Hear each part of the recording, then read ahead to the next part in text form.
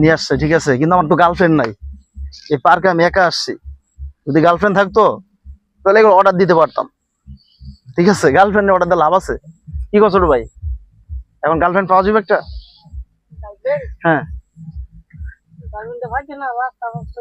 রাস্তা থেকে গার্লফ্রেন্ড টোকে আনা যাবো, ঠিক আছে, রাস্তা থেকে। ছোট ভাই তুমি বলো যে এখানে গার্লফ্রেন্ড দেওয়া হয় না, গার্লফ্রেন্ড ছাড়া সবকিছু দেওয়া হয়। দেওয়া হয়।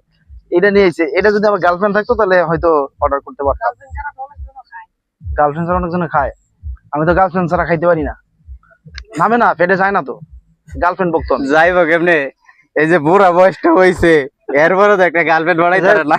এই দেখ হাতে কি আনছো এটা, ধরো এটা, এটা কি ফ্রি খাওয়াইবা?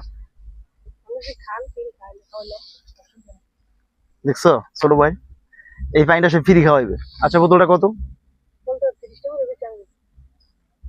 মূল্য আছে, কত এটা? 20 টাকা। 10 টাকা বেশি নিতেছো কে?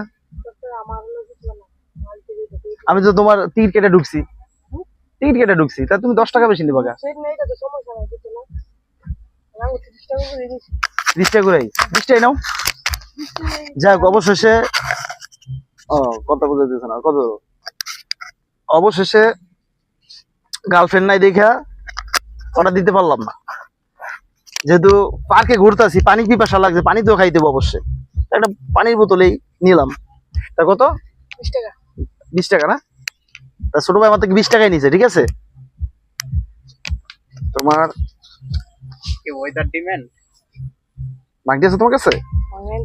এই নাও 20 টাকা। দেখছেন গাইস আপনাকে বড় ভাই কি চাপা মারে 30 টাকার মাল 20 টাকা দিয়ে নিয়ে নিছে। না ছোট ভাই আমার গিফট করছে, যেহেতু আমার গার্লফ্রেন্ড নাই, ঠিক আছে।